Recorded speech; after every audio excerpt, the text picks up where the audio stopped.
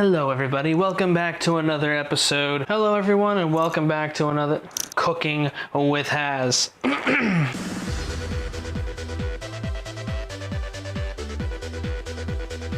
Hello everyone and welcome back to another episode of Chefery with Haz. Today we are going to be making a very special dish that's going to be right up the alley of the other dishes that I've been making. Matter of fact, it's not that creative in a way because I'm basically just making taco burgers. Now the cool thing here is that we're going to be making the cool thing here is we are going to be making these burgers by hand. We're actually going to be custom making these burger patties and throwing them right on the fryer stovetop pan. So what are we gonna need? We're going to need ground beef. We're gonna need taco seasoning, whether you make it yourself or you buy it, who cares, either way. Some tomatoes, some onions, nice little gold brick of cheddar cheese boy here, lettuce, some taco sauce, the bun. You're just making a taco on a bun. Basically, yeah. The ultimate goal here is that you would get more from your taco burger than you would get from your taco because there's gonna be more meat and everything all in this nice little sandwich. Not to mention, these are going to be stuffed burgers. So first thing we're gonna do is we're gonna cut open our ground beef. We're gonna take our ground beef, we're gonna dump it right into our nice big bowl here. Now, if you're not fine with using your hands, you might wanna get somebody else to do this because it's gonna be hard to mix the ground beef without using your hand. Oh, that's gross. This is kind of disgusting. Open your taco seasoning packet. You're gonna spread that in there a little bit. Now you're gonna mix that in. Spread a little more in there. You're going to keep adding a little bit of powder as you mix it with your hands. It's not really gonna mix in real well if you don't kind of spread it through the whole process. Kind of wishing I would have waited for this ground beef to warm up a little bit first because this is really cold. So keep in mind, guys, that you could actually change up the order of how you're doing this stuff if you wanted to. The cheese probably should have been grated, and the onions and tomato probably should have been chopped before, or at least sliced, before adding the seasoning to the ground beef and mixing that up. Mostly because I will have to wash my hands multiple times now. Not that there's anything wrong with washing your hands, just unnecessary amount of hand washing going on in this video. I'm almost tempted to put the montage in here from the first video where I shredded cheese, and that was the big gag, was the sped up montage.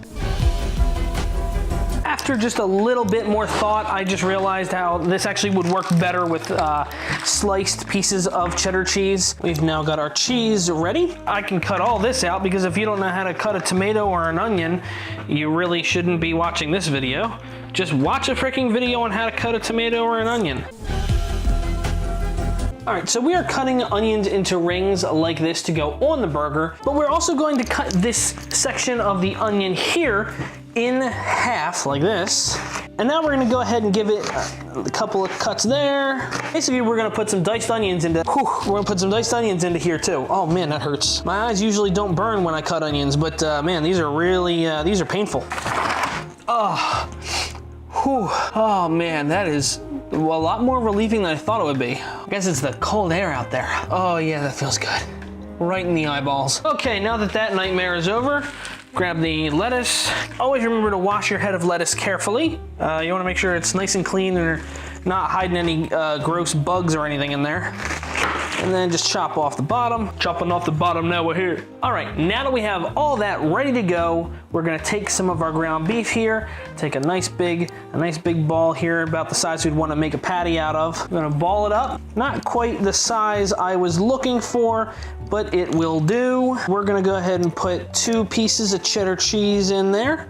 And a little bit of onion on top of that. There we go, that's nice. And now we're gonna start folding up these sides here. So basically you wanna make a bowl out of the ground beef. You wanna make a bowl out of it and put your cheddar and your onions inside that little bowl, because you wanna make sure the outside is thick enough that when you actually go ahead and close it back up, you don't destroy the shape that you had. You want it to still be a burger patty. Now since we're finishing up our first patty, we're gonna go ahead and turn on the oven. I'm gonna turn it to about medium heat so it'll get nice and warm. Okay, honestly, that's a monster of a burger patty, but hopefully that'll work out the way I think it will. Let's go ahead and give that a couple slaps on each side.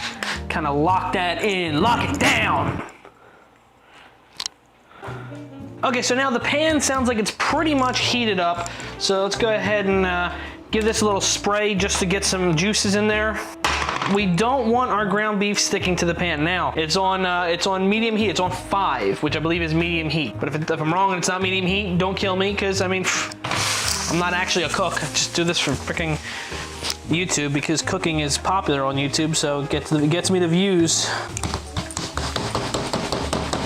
All right, it's been cooking for about 45 seconds, and it seems to be sizzling pretty good. So let's give that a flip and see what we're looking at. Ooh, inside isn't cooked real well, so I'm gonna turn the heat down a little bit. One thing I'm noticing is it's very difficult to get the ground beef to actually make a nice thin patty on the bottom and then fold still once you have your stuffing in it. I didn't anticipate that for some reason. Here is one of our fabulous looking meat patties. It's split open and there's cheddar leaking out, but this will still make a sandwich.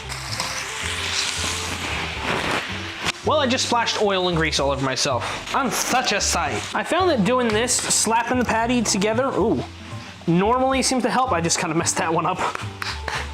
Kind of helps get the meat to all settle into itself. All right, one final thing you might want to do is you might want to put a little bit of this taco sauce, whether it be Taco Bell taco sauce, or in my case, Ortega. Just spread that around on that top bun or the bottom bun, one or the other, whichever one makes you randy. And there you go, and there you go, and there you go, the taco burger.